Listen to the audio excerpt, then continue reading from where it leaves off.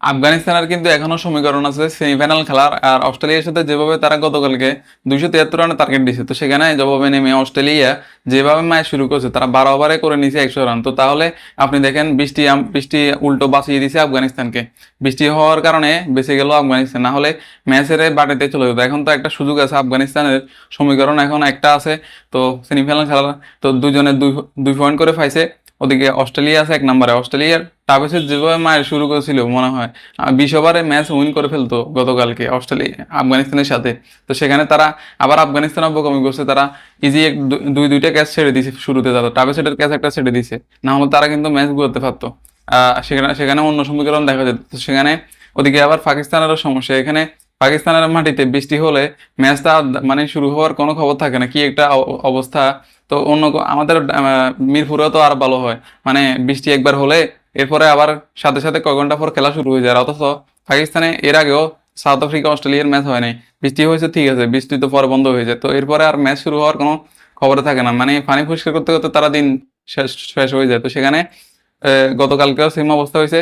তো তারপরেও গতকালকে বেঁচে গেল আফগানিস্তান, আফগানিস্তানকে বৃষ্টি বাঁচিয়ে দিল। তো এখন সেমিফাইনাল খেলার সমীকরণটা হচ্ছে, আজকে যদি ইংল্যান্ড ইংল্যান্ড মানে সাউথ আফ্রিকাকে হারা দিতে পারে, তাহলে সাউথ আফ্রিকা বাড়িতে চলে যাবে, আফগানিস্তান অস্ট্রেলিয়ার সাথে সেমিফাইনালে যাবে, সেমিফাইনাল খেলবে অস্ট্রেলিয়ার সাথে।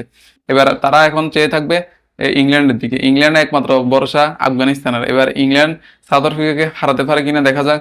ইংল্যান্ডের অবস্থা খারাপ, কারণ তারা বারবার প্রতিটা ম্যাচে হারতেছে। তারা তারা এর আগে সিরিজ হেরে গেছিল ইন্ডিয়ার সাথে, এরপরে এখন চ্যাম্পিয়ন ট্রফিতে একের পর এক ম্যাচ হেরে বিদায় নিল, বিদায় হয়ে গেল। তো সেখানে ইংল্যান্ডেরও মারাত্মক অবস্থা। সাউথ আফ্রিকা আবার অনেক শক্তিশালী দল, সাউথ আফ্রিকা অস্ট্রেলিয়ার মতো দল, সেখানে সাউথ আফ্রিকাকে হারাতে পারবে কিনা সন্দেহ আছে। এখন আফগানিস্তান শুধু এখন দোয়া করতেছে তাদের মানে তারা এ, সাউথ আফ্রিকাকে যাতে হারায় দেয়, ইংল্যান্ড যাতে সাউথ আফ্রিকাকে হারায় দেয়, তাহলে তারা আস্তে করে সেমিফাইনাল খেলবে। ইংল্যান্ডটা এমনি বাড়িতে, সাউথ আফ্রিকা চলে যাবে বাড়িতে। তো নিজেরা চলে গেছে বাড়িতে, সেখানে তাদেরকে হারিয়ে তাদেরকেও বাড়িতে পাঠাই দিবে ইংল্যান্ড। দেখা যাক তারা পারে কিনা। আর ওদিকে আফগানিস্তান আসলে ভালোই খেলছে তারা ক্রিকেট। সিদ্দিকুল্লাহ তাল 85 রান একটা ইনিংস খেলছে গতকালকে। এ মানে একটা ব্যাটসম্যান যদি না পারে আরেকটা ব্যাটসম্যান খেলে ফেলে। ওদিকে ইংল্যান্ডের ক্যাপ্টেন্সি ছেড়ে দিয়েছে জস বাটলার। আর অথচ আমাদের আমাদের লর্ড শান্ত ক্যাপ্টেন্সি ছাড়ার নাম গন্ধ নাই, ছাড়বো না কে এমন পর্যন্ত ক্যাপ্টেন্সি পালন করবে লর্ড শান্ত। তো দেখা যাক আফগানিস্তান পারে কিনা সেমিফাইনাল খেলতে, আফগানিস্তানের ভাগ্য খোলে কিনা।